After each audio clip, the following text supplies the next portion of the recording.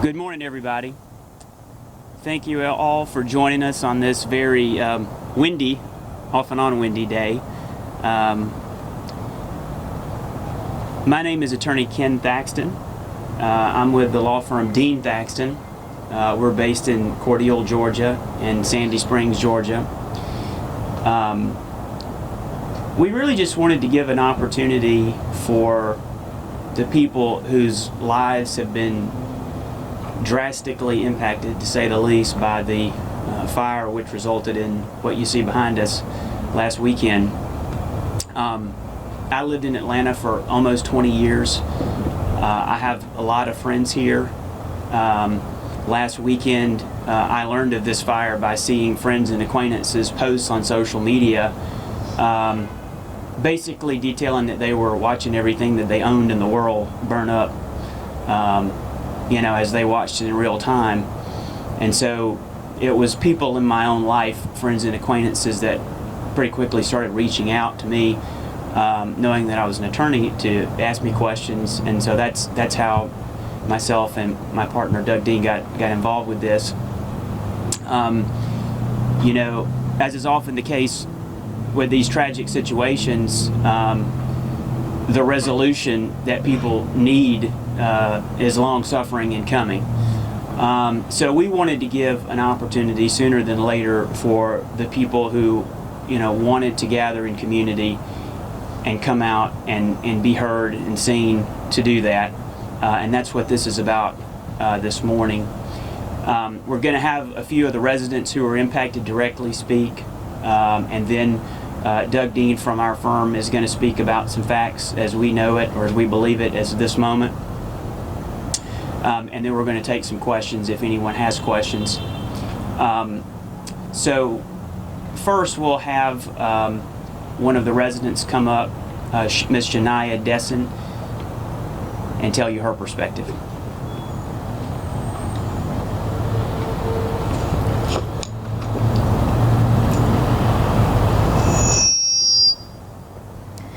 Thank you. I have been a resident here at Reserve at LaVista Walk for about 3 years.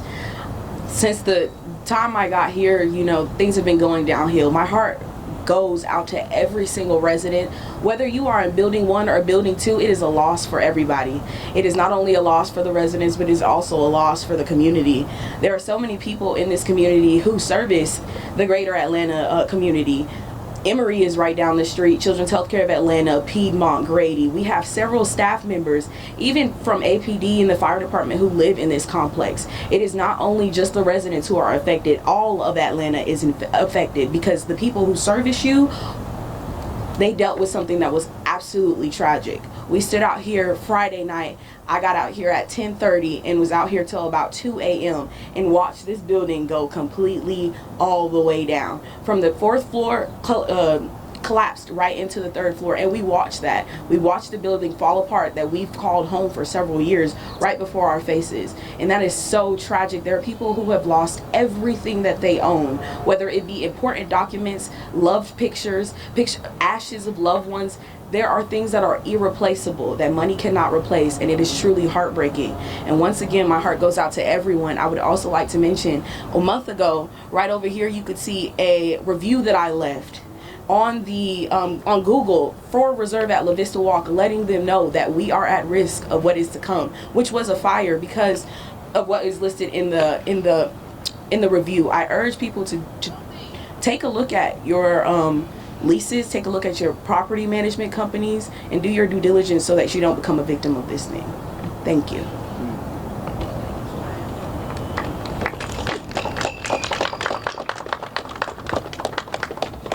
Thank you, Shania. Now we'll hear from resident Alyssa Green. Hi, good morning, everybody. My name is Alyssa Green. I was a resident at the Reserve at LaVista Walk. We moved in May, about 5 months ago. Excuse me. So last Friday, I got a call from my boyfriend. I got a FaceTime, and I opened it and saw our home and all of our belongings burning down. We got out with our backpacks, with our cats, and with our cars, and that's it. We lost everything. And this should never happen to anyone. This should never happen to residents who pay good money and who think they are protected in their own home. This shouldn't have happened to us, and we should have been protected better from this. I lost every art piece that I have done since I was 12 years old. I lost my family's recipes that they've been passed down for almost 100 years. I lost every stuffed animal I've had since elementary school. So many people in this tragedy have had every single part of their life be taken from them, and this had never, ever should have happened. But what I can tell you right now is the community is coming together and we are being as strong as we can, because this is affecting every single one of us, and it's bringing us together as a family, and we are going to do everything that we can to survive this together. And I just hope that we can get some justice from this terrible, terrible situation that never should have happened. Thank you.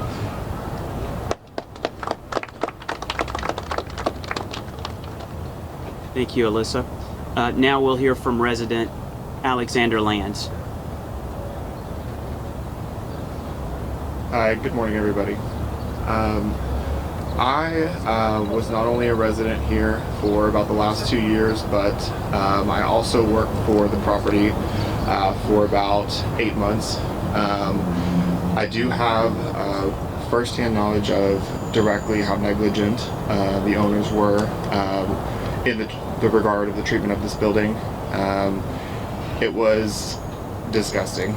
Not only for me have I lost, months of employment with them, where I went home every day suffering for what I had to watch us do to residents, but during my tenure here, I had to go through black mold in my bathroom. I had to go through, a plethora of things that all of us shared, in addition to now having to watch all of my belongings burn.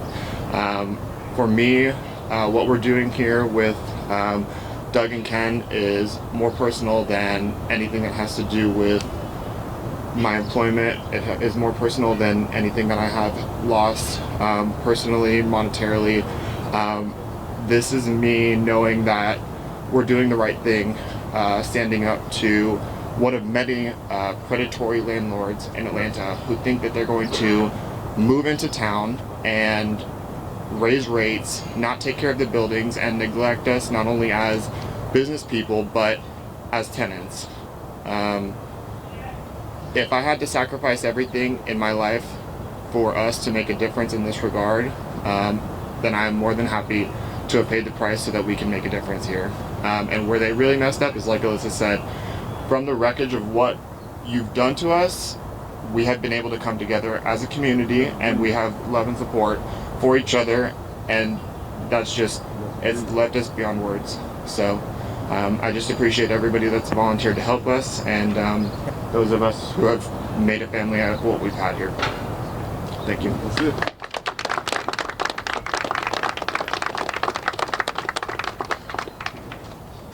Now we'll hear from my law partner, Doug Dean, about some of the facts as we understand them.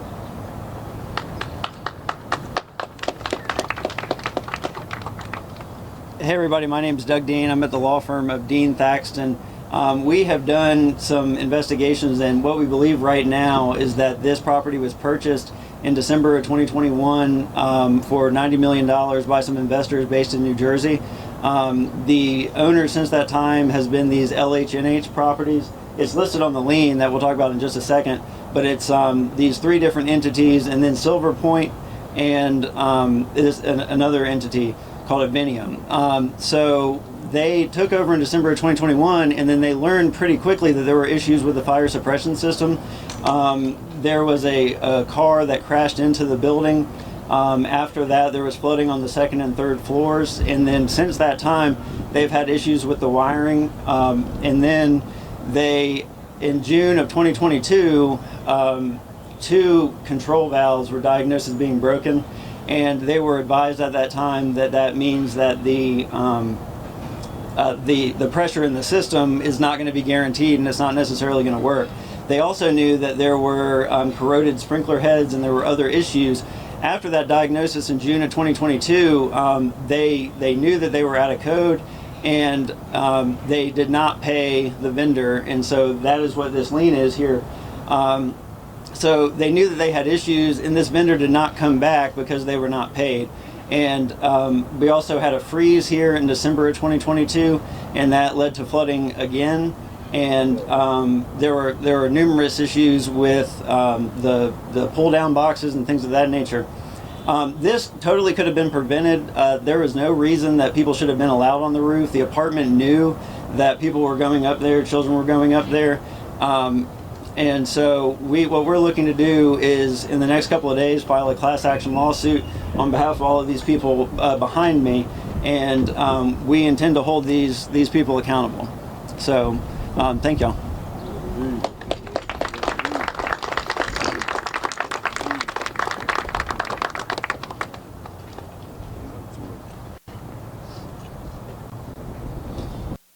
And so that concludes the planned portion of this press conference. To the extent there's any questions, we would be happy to take those now. I've got a couple. How many people are going to be part of this class action? How many folks are you representing? Right now we're looking at around 4 or 5 class representatives that will be named. There were 284 units. The ones in building 1 were a total loss. The ones in building 2 are, the building is not structurally sound. But there are 284 units. Right now we don't know the number of residents. We believe it to be around 400 to 500. But that's what we know right now. Okay, the second question that I have is there a dollar amount that you're going to be asking for from this entity? No, not in the initial complaint. That's not our plan. And that's because it's very difficult to figure out all of the personal property that's in here. So you're dealing with 284 units and people that had just gone through a lot, and then they're going to have to put together inventories. So we're looking at ways to move through that quickly, but we don't have a number that we're putting in the complaint. And who's technically will be named in the lawsuit? Everyone who spoke. And there's several others. As the plaintiffs. As the defendants. Yeah, those were the plaintiffs. The defendants. Oh, yeah. So the defendants are LHNH LaVista LLC, LHNH LaVista TIC, TIC in the Roman numeral 2, LHNH LaVista TIC 3, which is also a Roman numeral. And then there is Avenium Group LLC, which is not registered in Georgia. It's only registered in New Jersey. And then there's Silver Point Management Group, and the ownership has remained the same since December of 2021. But the company, it was Silver Point for quite a while, and then it just recently, as my understanding, has become Avenium. But all of those will be defendants. So fire officials earlier had said that they had said the reason the fire suppression system didn't work is because the fire started on the roof and went down. And I heard you guys mention the problems with the fire suppression system, but does that information from the fire department affect your claims about the fire suppression system? No, and we are looking into the fire code on whether or not there should have been a fire suppression system under the code. Now, these particular owners knew that fireworks were happening up here. It's my understanding that was not the first time, and they knew that there was access to the roof. There were children up there, and they did not block the access, and they easily could have. So, I think that's a red herring. There was also a fire inspection done in December last year, and nothing came up of sales. What was your reaction to that? I have not seen that. Okay.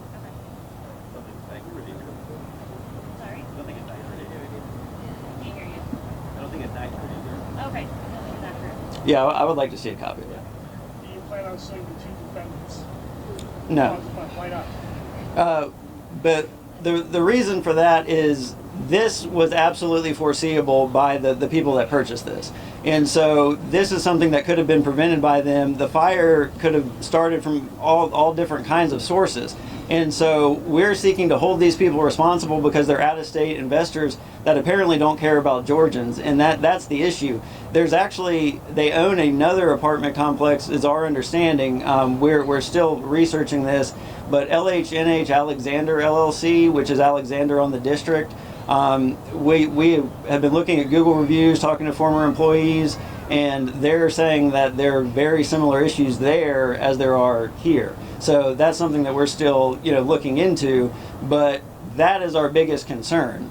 Not people shouldn't be setting off fireworks, but this is something that these people are responsible for all of these lives and everybody at all the properties that they own. So that is what we seek to hold them responsible for. But if they burn down the building, shouldn't they have skin in the game and be forced to make restitution? Restitution is a criminal issue, and I think that'll be handled by the prosecutors. I don't know if you guys can answer this, but I'm going to ask it anyway. So there's been a GoFundMe set up to help the displaced residents here of this complex. Is there any knowledge of each owner, property managers doing anything to assist these residents at all? No. Do not donate to that GoFundMe. What's it? I think They haven't even sent any type of email saying, hey, something simple. They haven't even sent anything in a sense of just a complimentary email saying, hey, we set up the GoFundMe, this is for y'all, displaced residents, none of that. Period. Just something simple. It could be a lie. They don't even have they have the audacity to not even do the lie. They're still collecting rent. And I think that the We best can't even talk to them. We haven't even got our rent money back. the best way to donate to the people that are affected by this is the personal GoFundMes that these individuals have set up for themselves. Any group kind of GoFundMe, I would advise you to not donate to it. There are individual GoFundMes that are set up and posted on several news links on social media that you can find for specific individuals who have gone through this. But please stay away from the group GoFundMes.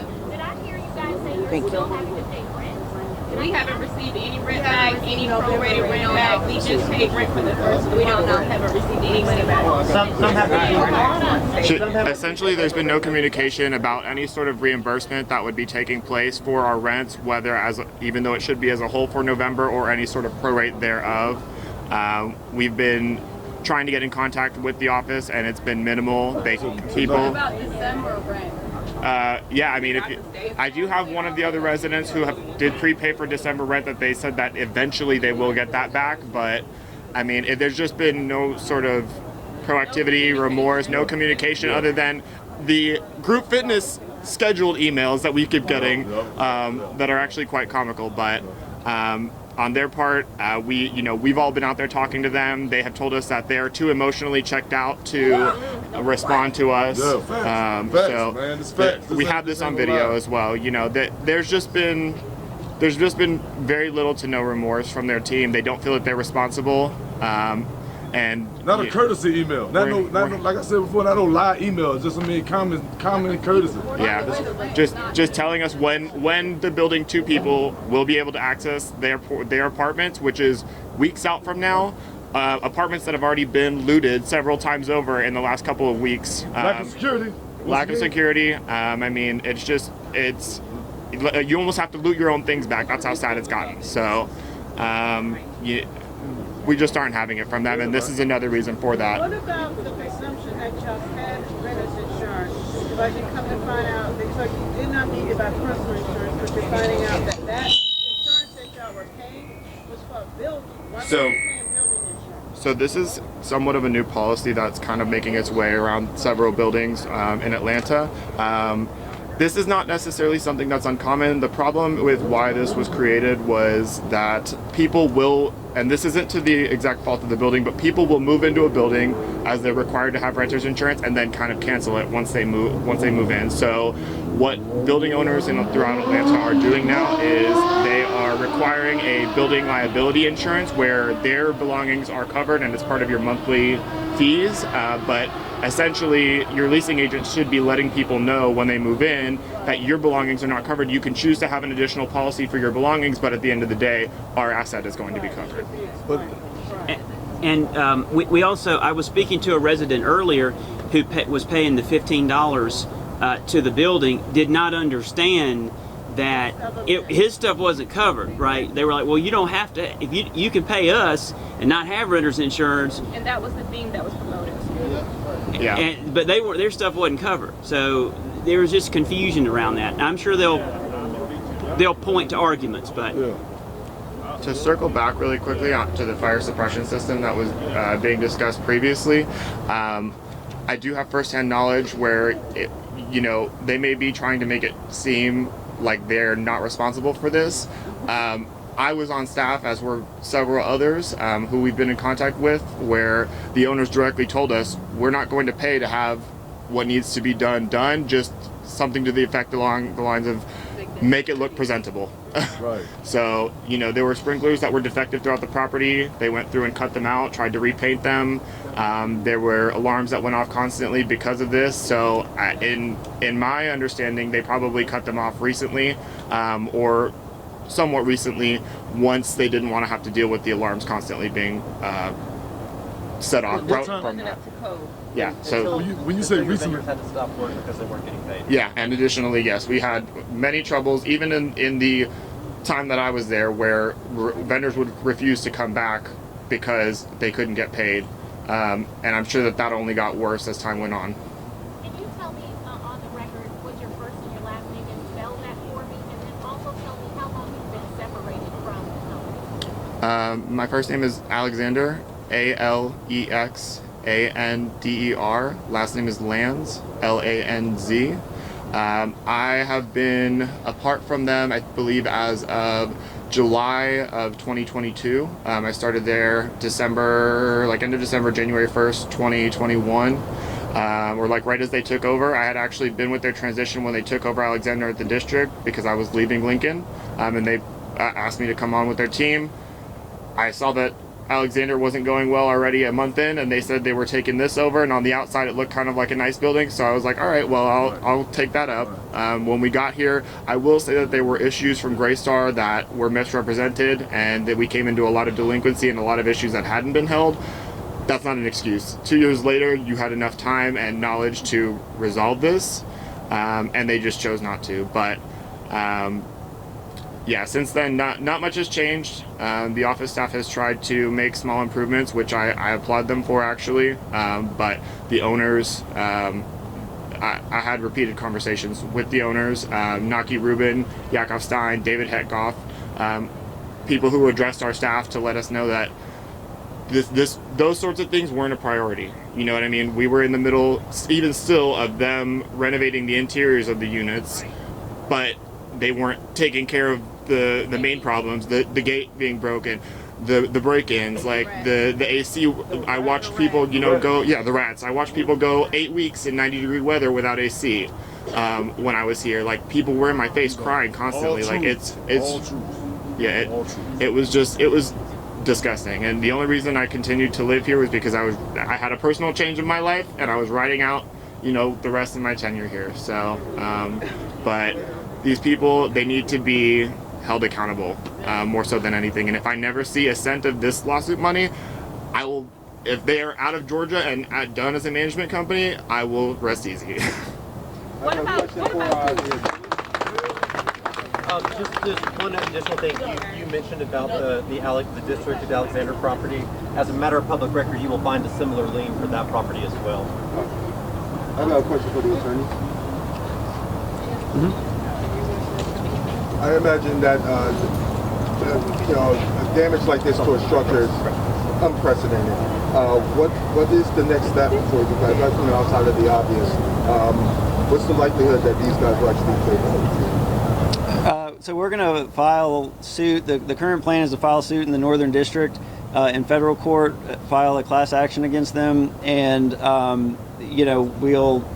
we have already sent them a request for different kinds of information, insurance information. We've requested that they reserve or preserve evidence. We're a little bit suspicious about whether or not they're going to be honest about all the documents that they have. But we've not heard back from them yet. Once we file suit, then we will likely be in contact with an attorney before long. Do you think the city holds any culpability? Because we're hearing about inspections, and that you would think if the problems were that extensive, city inspectors, should have caught that.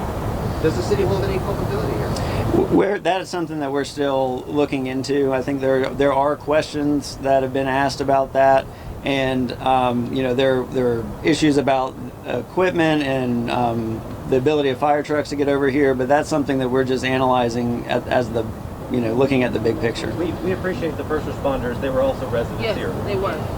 In regards to the looting, Firefighters did their thing. security issues, Firefighters did their thing. I think that also be addressed in the lawsuit. And what was the question? Repeat the question. So I think the question is, will the looting be addressed in the lawsuit? The security issues that come up with looting, that's obviously for the right to access the building legally. Yes, there will be. Nuisance. Yes, yeah, and it's our contention that the operation of this building has been a nuisance, and so that is, we're including claims for negligence and nuisance. Right. Well, thank you all. Addressed that already? Thank you. You did? Okay. All right. Well, if there are no further questions, that concludes the press conference. Thank you all for coming. Thank you. All right.